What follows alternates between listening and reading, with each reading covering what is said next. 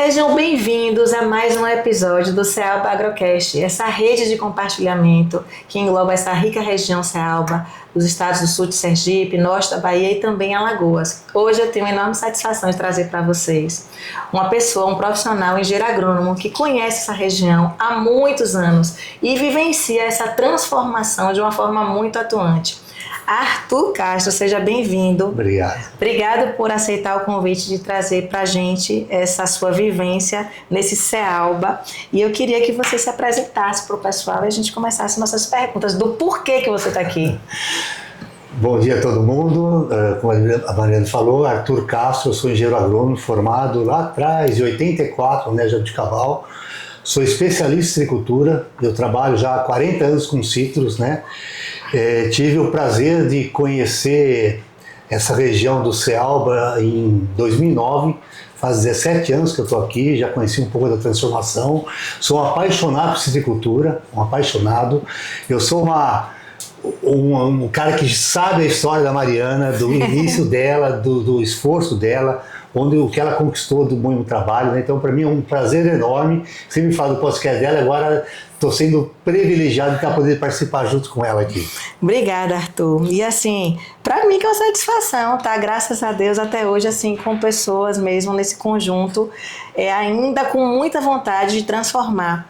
Porque, Arthur, você, nessa sua trajetória de Cealba, você consegue falar um pouco dessa citricultura de 2009 para essa citricultura de hoje e o quanto essa evolução teve, de fato, uma contribuição sua, principalmente nesses produtores que perduram, porque a citricultura, a gente sabe que tem pessoas que estão desde sempre. A gente tem citricultor, da mesma forma que você está há 40 anos, a gente tem citricultor aqui de 50 anos, 60 anos. E essas pessoas, elas evoluíram, digamos assim, nessa última década, substancialmente. E a sua participação nela é muito direta, por não deixar de insistir, de agir da forma que desse para agir. Eu acho muito bacana na sua trajetória que você nunca forçou alguém a fazer uma metodologia fechada. Você queria que a pessoa se permitisse fazer acontecer. Queria que você contasse um pouquinho dessa sua história nessa região Cealba que veio desde também lá de Santo Antônio de Jesus, de subindo aqui Rio Real e tudo mais. Então vamos lá. A minha história começou, como eu falei, em 2009, porque eu sou consultor há muito tempo em São Paulo, e a partir de 2004, com o início do Green na nossa trajetória em São Paulo, né, foi uma coincidência de preços muito baixos, doenças na citricultura, então diminui muito a parte de consultoria em São Paulo. Então eu fiquei em 2007, 2008, diminuiu muito a minha consultoria em São Paulo. Então eu fiquei meio ocioso em casa, brigando com a mulher, então eu precisava fazer outra coisa.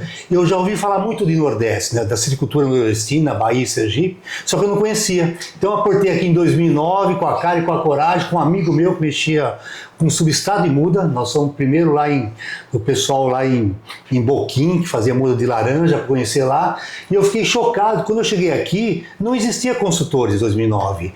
Toda a consultoria é dada pelas revendas. Então eu cheguei aqui, eu queria vender meu serviço como consultor, eu fiquei frustrado, porque não existia, ninguém pagava consultor em 2009. Falei, mas gente, ninguém paga. As revendas que vão fazer a orientação e vendem o serviço através do produto. Eu falei, nossa, então eu tô ferrado, eu não consigo fazer nada. Foi aí que eu conheci o Zé Geraldo, depois da fase lá que ele tinha, na época com o Nordeste, né? Falei, o Zé Geraldo, que veio de São Paulo um tempo atrás, né? Falei, mas e aí? Não, mas aqui não faz isso, é de venda, né? E eu voltei frustrado para São Paulo, que eu não tinha espaço aqui. Aí eu comecei a me reinventar, né? Eu já era muito amigo do pessoal de uma empresa que fabricava foliares, que era Defensive, o dono era meu colega de turma, o Sérgio Sacomura era meu amigo. Eu falei, gente, eu preciso arrumar um espacinho para eu poder voltar para o Nordeste com algum produto, algum portfólio. Aí eu voltei depois de 4, 5 meses com um portfólio de produtos para a agricultura. Aí voltei novamente, fui procurar o pessoal, no caso, outra vez o Zé Geraldo queria fazer isso e tal. Aí foi como eu comecei a conciliar a parte técnica com a parte comercial. Foi aí que eu comecei a rodar as fazendas, quando eu te conheci o Wagner tal, oferecendo produtos, mas não de uma forma só de venda, de uma forma de você conseguir trazer uma tecnologia por trás e o que ele pode fazer para mexer com a produtividade. Foi mais ou menos essa meu início história para cá, né? E é muito interessante assim que você não desistiu e entendeu como é que funcionava e depois se encaixou nesse circuito, mas sempre, porque isso é desde sempre. E eu lembro dessas falas suas: cadê os engenheiros agrônomos do Nordeste? Cadê os agrônomos? A gente falava: oh, a gente não sabe realmente onde estão os agrônomos nesse quesito consultoria, né, que era inexistente. E depois foi se construindo essa necessidade de trazer o conhecimento aplicado para o campo. E você construiu isso de uma forma, acho que muito bacana, porque você foi educando. Você foi os primeiros, vocês, a geral, todo mundo, fizeram aqueles primeiros cursos para ter uma metodologia do produtor rural, que ele nem se denominava tanto citricultor, entender de citricultura para aplicar na sua produção rural e se transformar no citricultor. Então eu lembro muito, participei de vários cursos e isso é muito interessante, porque é cuidar de uma região e ocupar um espaço que estava teoricamente vago de uma forma consciente. Porque não foi só apenas vender produto. Você precisou, de fato, entender como se construía isso, mas sempre com a bagagem técnica da consultoria. Isso eu acho fantástico. Eu queria que você contasse pra gente, em relação a essas suas andanças no Nordeste, e também comparando as dificuldades do Sudeste. O que a estrelinha, o coletrótilo, fez na sua vida para você fazer todos os ensaios e insistir que era possível ter ferramentas que tivessem para o produtor citricultor nordestino respostas, eu acho que devolutivas positivas para isso. Essa estrelinha é uma coisa que me marcou muito, mas eu queria só voltar um pouquinho atrás, que para mim, eu vejo nesses meus 17 anos, eu vejo 3 fases muito distintas na citricultura do Cealba, muito distintas. Quando eu cheguei aqui em 2009, eu tinha alguma coisa que o Zé Geraldo, que chegou nos anos 2000, foi a primeira mudança da citricultura, que foi a trazer equipamentos, né? Eu vejo que quando começou nos inícios 2000, porque antes era tudo costal, não tinha muitas coisas. E quando eu cheguei também, não se aplicava muito pulverização, né? Então eu vejo que a primeira grande mudança foi a vinda de tecnologia transformador através do Zé Geraldo. A segunda, que eu vejo muito claro, Mariana, foi em 2012 para 2013 com a mosca negra. Sim. A mosca negra entrou aqui para mim, eu dava palestra, gente, a mosca negra vai ser uma coisa muito boa para vocês. O pessoal me criticava: você é louco, vai ter que... Eu falo: gente, sabe por quê? Vocês vão ser obrigados a pulverizar para a mosca negra. Aí você põe um foliar, põe uma coisa lá. Então, para mim foi uma mudança que pode ser que seja ruim, até falaram em 2014, não vai acabar a estrutura nordestina. Não, mas foi uma mudança muito boa, porque obrigou-se a se profissionalizar, a se pulverizar, e aí se agregou tecnologia. Alguns saíram, mas a maioria soube sobreviver para isso, né? Sim. E eu acho que a grande terceira mudança foi em 2016, 2017, que é aquele simpósio de citricultura internacional, né, que veio o Thomas Stopir, que veio o Zé Hugo, que nós temos aquelas várias palestras, Cruz das Almas, aqui em Ambupe e lá em Umbaúba, né, que veio consultores de fora trazer tecnologia. Eu acho que despertou isso aqui na região. Poxa vida, nós podemos ser melhor do que nós somos hoje, nós podemos agregar produtividade, porque aqui vocês são sortudos, privilegiados, que não tem doença, vocês não tem muita praga, né? Qual é o único problema de vocês? Chama-se estrelinha, coletrótico. Mas é uma coisa que é difícil, porque a condição climática da época da florada, principalmente abril, maio, junho, nessa época do inverno, né, de vocês aqui, chove demais e não se controla. Então, para mim, foi um legado, porque eu, como consultor de São Paulo, tinha bastante cliente, eu me achava, eu tenho um pouco de experiência, eu achei que eu ia tirar de letra uma estrelinha da vida, né? E foi minha grande frustração profissional na região, foi o coletrótico, porque realmente, com as armas que nós tínhamos, a gente não conseguia controlar, a gente tinha muita dificuldade, porque o clima é muito superior ao que nós temos de manejo de doenças em geral. Então isso foi a minha segunda frustração, depois eu aprendi a viver com ela, foi que realmente foi a praga principal que eu vejo para vocês, acho que ainda hoje é isso, e que realmente é muito difícil de controle. Realmente, as reentradas, né, baseadas nessas chuvas constantes e esse fluxo de florada nosso vindo de forma sempre descontinuada e deixa a gente realmente a mercê se você não estiver bem dimensionado com máquinas e ferramentas ao nosso favor. E eu lembro que quando você fez um ensaio lá na região de... Foi Santo Antônio, não foi? Foi em Cruz das Almas. Cruz das Almas. Lula Mascarenhas. Eu estava grávida na época, eu falei, não, eu preciso ver, porque ele fez 8 ensaios diferentes e eu preciso ir lá enxergar algo que eu consiga trazer para minha realidade. E foi muito bacana, de fato, estar ali, entendendo também uma forma consciente de se fazer os ensaios, porque até isso aqui no Nordeste também a gente não tinha muito. Essa questão de... Eram testes, mas muito empíricos, sem ter uma metodologia, sem ter, de fato, um dia de campo que se provasse aquilo ali, sendo bom ou ruim, mas aquilo ali foi aplicado, foi feito. E eu lembro que você fez lá e foi bem bacana. Para mim, assim, foi muito bom, abriu a minha mente, assim, nesse sentido. Eu falei, poxa, realmente, construir dados sólidos de forma surreal, assim, que a gente consegue construir ao nosso favor. Esse ensaio foi interessante porque até como aconteceu, né? Nessa época que eu fiz o ensaio, foi acho que 2014 ou 2015, eu era pago para vir aqui cada 2 meses em vários clientes que eu ia, os caras me pagavam consultoria. O Ivan Lírio, o Fernando Lírio, lá em Santo Antônio de Jesus, eram os meus maiores clientes, eram produtores na época, né? Ainda são grandes produtores e baianos legítimos, super exigentes, e eles me pagavam para mim, e eu falava, não, estrelinha eu controlo. Então eu passei uma programação de florada maravilhosa, tudo bem tratado, 5 aplicações, e quando eu voltei depois de 1 mês, meio, 2 meses, chegou lá, a estrelinha comeu tudo, acabou, e o Ivan, né, não sei, conhece, é um cara que eu tenho um apreço muito grande pela história que eu vivi com ele, e ele disse, Arthur, você é um incompetente, você é um agrônomo, estou te pagando para fazer as coisas, e não deu certo, e eu me senti frustrado, porque eu fiz tudo que a tecnologia mandava, tudo que e aí eu fui tentar baixar a literatura do Nordeste, em Cruz das Almas, na Embrapa, não tinha nada específico. Toda a literatura que tinha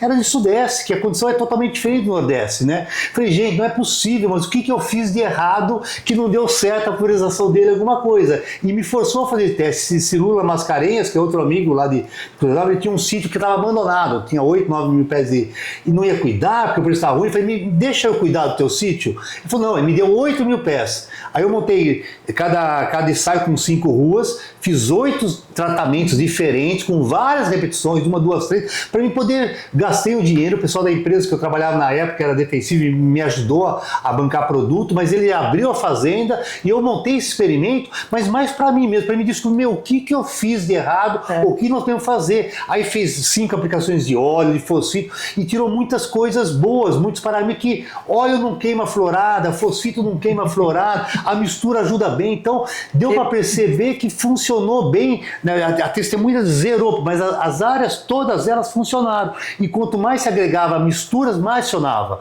Agora, mesmo assim, com 5, 6 aplicações, ainda assim, se for um tempo que não ajuda, vai dar uma estrelinha, mas não vai acabar. Então, para mim foi trabalhoso demais, eu contei o pessoal para me ajudar, mas foi uma coisa que eu tirei porque a gente não tinha nenhum experimento local, alguma coisa, resposta da própria região, como eu falei, muito diferente que nós temos no Sudeste, né? E quem é curioso, quem aprecia, né, estudar e tudo mais, quando você falou que fez, eu falei, não, a gente vai. Aí eu fui com o Wagner, estava grávida na época, falei, não, eu vou de perto olhar, que a gente precisa, né, tirar esses paradigmas de fato que são criados, porque hoje, nessa era nossa que tudo é digital, você manda uma foto, um vídeo, é mais fácil a gente ter a percepção, mesmo sem estar no local, de como ele está fisiologicamente. Mas antigamente que não tinha isso. Até a gente ouvir falar e ver e entender, precisava realmente dessa vivência. E eu sou muito agradecida de ter também participado dessa trajetória nordestina nesse sentido de evolução. Ô Arthur, se fosse para você citar também, né, a nível de ferramentas, assim, aqui no Nordeste, eu sei que você vai estar... Eu sei já a resposta, mas eu vou perguntar. Das ferramentas tecnológicas também, não só da trajetória de girada de chave ao longo dos anos. Qual delas você escolheria para ser virada de chave dentro dessa citricultura nossa? Tipo assim, essa eu não posso deixar de ter no meu manejo de janeiro a janeiro.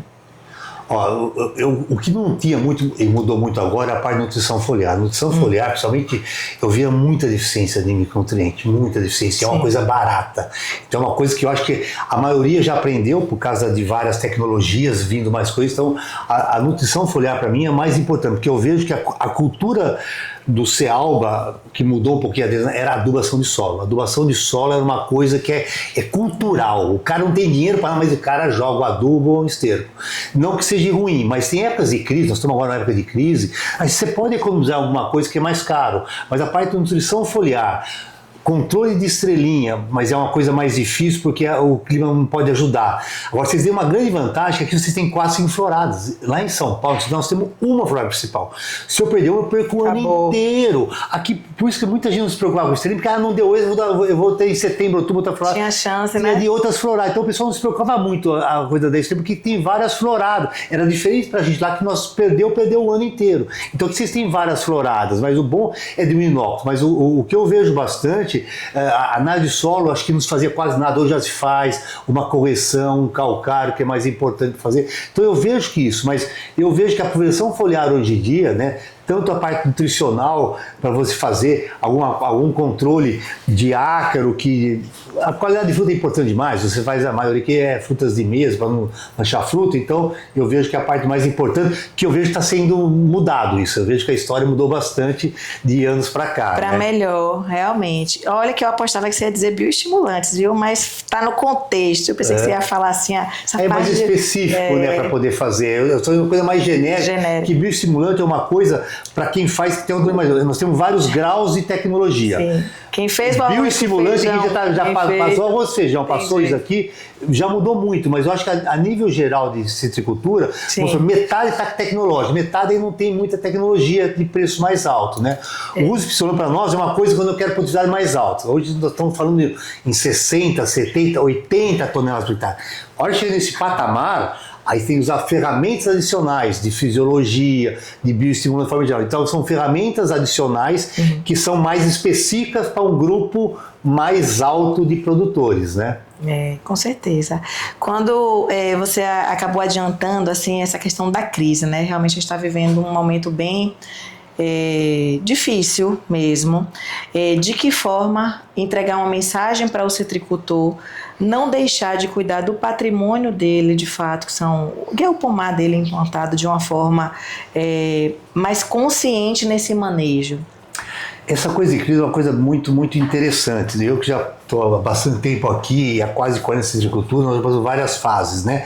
Então eu vejo com um pouco de pé atrás o termo crise. Por quê?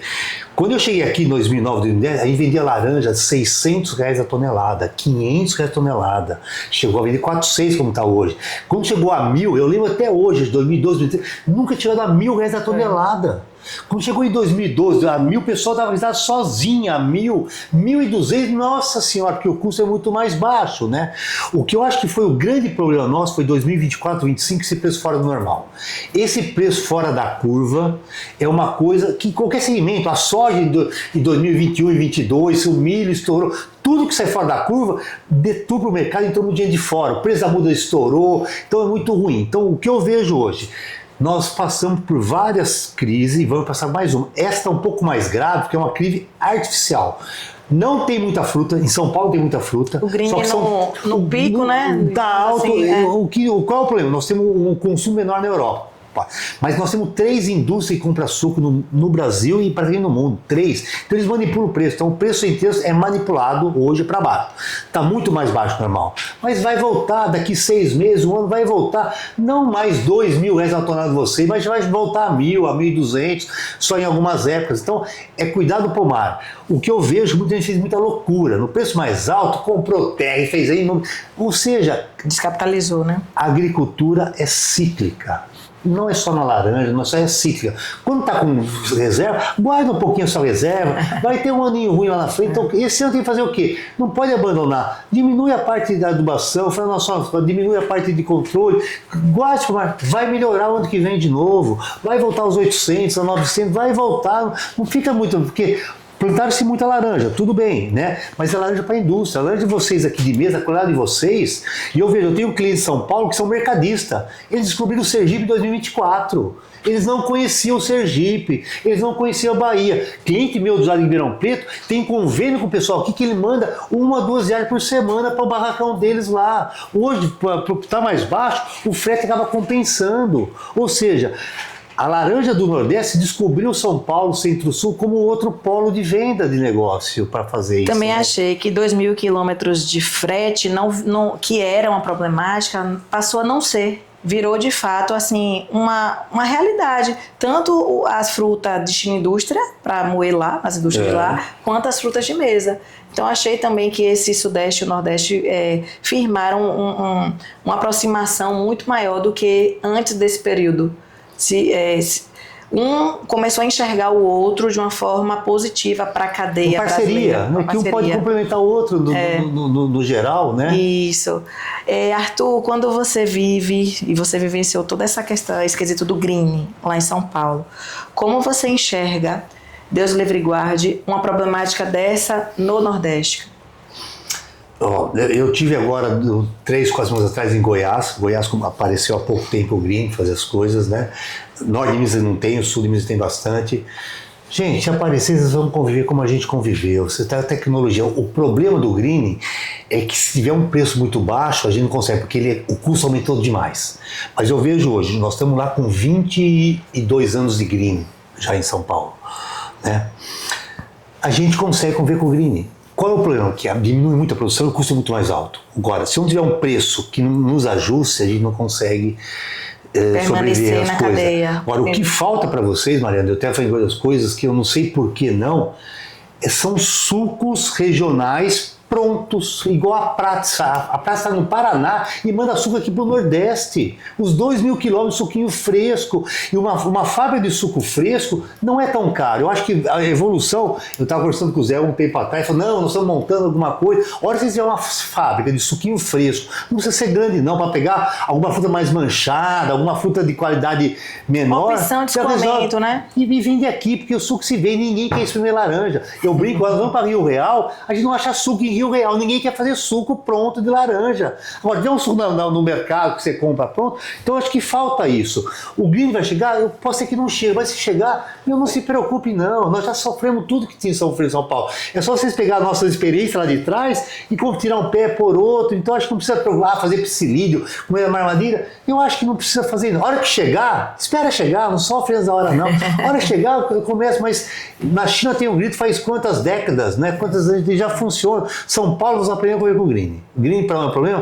Mas a gente aprendeu a conviver. O que é o problema é preço muito baixo. Aí ele não sobrevive. Você vê que em contrapartida a gente está no segmento da limaça da Tahiti com preços crescentes. Agora a gente vai viver uma boa fase aí de meses para o limão, para a limaça da Tahiti. E aqui no Nordeste está esse fomento, no caso, para o limão. Né? A laranja não vive um bom momento, mas o limão tá sim. Os produtores de limão estão orgulhosos de fato de ter a fruta e ter um mercado de escoamento muito bom, que é todo voltado na exportação. O que é que você tinha assim de fala pra gente, para esse pessoal do limão continuar fazendo um trabalho bem feito? Que eu enxergo, na verdade, um nicho de comunicação às vezes muito mais claro até do que a laranja. O limão, como o mercado do limão é muito voltado para uma fruta de qualidade, é mais tranquilo falar com o produtor do limão. Às vezes eu sinto ainda muita dificuldade em posicionar ferramentas na laranja. Como você enxerga a limaça da Tahiti nesse cenário? Vamos lá, é uma das poucas frutas que eu vejo que a oscilação safra é coisa absurda, chega a 4, 5 vezes. A gente joga fora o limão em fevereiro e março em São Paulo, e agora chega setembro, outubro, é coisa absurda, ninguém acha. Então a oscilação é gigantesca para o mercado interno. Mercado de exportação, que vocês já têm aqui no Nordeste essa experiência, vocês não têm muita chuva, eu vejo que está crescendo demais. Eu estou tendo a Petrolina no começo do mês, um pessoal que já mexe com manga e já mexe com uva, eles querem aumentar, agregar mais produtos no portfólio para poder voltar. Então a gente está crescendo bastante o limão, principalmente exportação, porque exportação, o valor agregado é muito alto. Né? E você pode pôr em outras épocas para o mercado de São Paulo. Então é uma ferramenta muito legal para quem tem exportação. Quem não tem exportação sofre um pouquinho porque oscila demais o preço e o mercado não é tão grande. Agora, quem já tem essa janela de exportação, principalmente na base da região de Petrolina, no Vale dos Vinhedos, a parte do Nordeste geral, que tem Melão, Mossoró, lá no Rio Grande do Norte, eu acho que é uma ferramenta fantástica para compartilhar tudo. E aqui a chuva é muito menor, porque você pode no sertão, então você sai do litoral de vocês, que é a Estrelinha da Laranja, vai para o sertão, do Agreste, né? Então é uma ferramenta ferramenta fantástica para quem mexe com Como isso. opção para diversificar também, né? Está no mesmo segmento da citricultura, porém com um produto diferente, né? Só não pode plantar na época onde chove. Vocês aqui na região litorânea, eu não plantaria nunca limão nos 150 quilômetros do litoral para dentro, onde chove. Tem que ser no sertão onde não chove. Senão, porque a colheita alta é setembro, outubro, e a chuva de fevereiro, março que tem aqui, abril, é que pega a florada das coisas, né? Problemática. Ô Arthur, fala um pouquinho pra gente agora dessa sua trajetória também, depois de anos, e já tem anos, né, a própria Quinto nessa participação desse segmento aqui nordestino, trazendo também tecnologia e inovação. Conta aí pra gente um pouquinho. Então, eu falei, eu sempre fui consultor a vida inteira, eu sou apaixonado por citricultura, eu gosto de passar informação, eu sou uma pessoa que não segura informação ou fazer curso, de vez em quando eu cobro valorizar, eu faço curso de grado e ninguém ia. Então, quando eu comecei a cobrar caro, quanto mais caro, parece mais gente vai, então, para fazer. Mas eu acho que é importante essa troca de informação e tecnologia, né? Então, para mim, consultoria é uma coisa mais importante. Só que depois eu fui descobrindo que só a consultoria não é tudo isso, né? Você pega de 100 consultores, tem 10 que ganham um pouquinho de dinheiro, os outros ficam sobrevivendo aqui e ali para fazer as coisas, né? E a parte que você junta, a parte comercial com a parte técnica é uma coisa muito importante, porque a maioria dos produtores falta informação técnica. Então você tem um produto de qualidade para você vender, então isso eu aprendi nos últimos 10, 12 anos a conciliar a parte técnica com a parte comercial. E a Quinto foi uma felicidade na minha vida, eu fui mandado embora, a empresa que eu trabalhava de produto não tinha mais aqui, apareceu o japonês, meu amigo Sakomura Defensivo, me convidando para a gente bolar uma coisa junto, e a ideia a princípio era formar produtos que tinham preço razoável, mas que não fosse exorbitante com os produtos importados, mas que oferecesse ao produtor alguma coisa para eles também ganhar dinheiro. Então foi uma junção da parte comercial com a parte técnica. Então eu estou muito feliz, a empresa cresceu muito, graças a Deus, nos últimos 6 anos, né, que estamos aqui, né, desde 2020, crescemos a nível de Brasil como um todo, mas a proposta nossa é uma empresa técnica, nós queremos vender soluções e os produtos fazem parte das soluções, não é vender produto para enfiar, não, é fazer parte de um contexto. Então eu estou muito feliz nessas coisas, né? Entendi, está na parceria mesmo da produção. E assim, o que eu acho muito bacana também, você sempre foi consultor em citricultura, mas na Quinto você teve acesso a entender diversas cadeias produtivas, né? Porque o pessoal traz para você aqui, tipo, planta tomate em tal lugar, planta outras melancia. Então trouxe para você, acho que uma vivência de várias outras cadeias, mesmo sem de fato você ser consultor. Eu voltei a ser agrônomo, depois de velho eu voltei a tentar aprender agronomia para poder... Na verdade, as culturas em si, existem algumas analogias. Então você consegue pegar de uma cultura para outra e fazer algumas eu sofro bastante, algumas você começa a pensar 2, 3 vezes, mas no geral, para mim foi bom, você aprende a voltar na agricultura de forma geral, porque nós temos, a diversidade que nós temos aqui no Brasil é uma coisa absurda, tanto de culturas, de produtos, de problemas. Então, voltou para mim, eu voltei a me reciclar um pouquinho, tecnicamente falando, e isso foi bom. Isso é ótimo, né? Bom, você revive um pouquinho mais, né? E seu pessoal, o pessoal que trabalha com você, é muito comunicativo, troca mensagens, troca imagens, porque a gente, enquanto agrônomo, a gente é curioso por natureza, né? A gente fica tentando entender o que está acontecendo ou as problemáticas comuns de outras cadeias para a gente trazer soluções. E isso é muito interessante, eu acho que enriquece de uma forma muito positiva. Arthur, eu queria agradecer sua presença aqui, eu acho que foi um momento de fala muito bacana, trouxe aí para a gente uma vivência e a sua atuação ela é muito pertinente aqui no Nordeste, continue, as portas sempre estão e estarão abertas para você, para Quinto, para todas as pessoas que enxergam essa continuidade de trabalho. Queria que você deixasse uma mensagem para esse CEALBA nosso, para produtores que neste momento estão tensos, porém precisam de fato escutas verdadeiras de pessoas que têm experiência para poder passar. Você tem 40 anos de citricultura. Tem gente que não tem isso. Muita gente na citricultura entrou aqui depois da seca de 2012, foi para o milho, depois voltou para a laranja. Tem muita gente que está vivendo realmente algo intenso mentalmente. Então deixa uma mensagem assim, para esse pessoal todo aqui do CEALBA, com toda essa sua bagagem e experiência para poder a gente finalizar. Eu acho que a agricultura, de forma geral, ela é feita por ciclos, né? Qualquer cultura, altos e baixos, né? E nós estamos passando um momento ruim, eu acho que dos que eu trabalho, nos piores anos está sendo 2026 citricultura, um preço muito fora do normal, mas vai se ajustar. O que nós temos que ter cabeça fria, não fazer loucura, segurar um pouquinho, vai voltar ao normal, porque a laranja é a fruta mais consumida no mundo. O suco laranja é o mais consumido no mundo e só o Brasil produz. Ou seja, vai entrar em equilíbrio, não tem por que não entrar em equilíbrio, só pôr o pé no chão, não fazer loucura, vou arrancar, não fazer, não, calma, faça as coisas, economize, faz as coisas geral, que vai entrar no seu lugar daqui um pouquinho, vai voltar. O que é importante, cada vez mais está se profissionalizando. Hoje, quem não se profissionalizar, quem não for pé e fazer as coisas, não vai sobreviver, né? Agricultor ou empresário antigamente que não tem planejamento não sobrevive. Então isso em qualquer segmento, no nosso também, tá? E parabéns a você, Mariana, parabéns. Obrigada, pelo curso, pela iniciativa que está fazendo coisa, parabéns mesmo. Isso a gente precisa, gente com vontade, trazer novas experiências, novas coisas técnicas, isso que a gente precisa. Tamo junto. Está aqui finalizado mais um episódio dessa nossa rede de compartilhamento. Muito obrigada e até a próxima. Um abraço.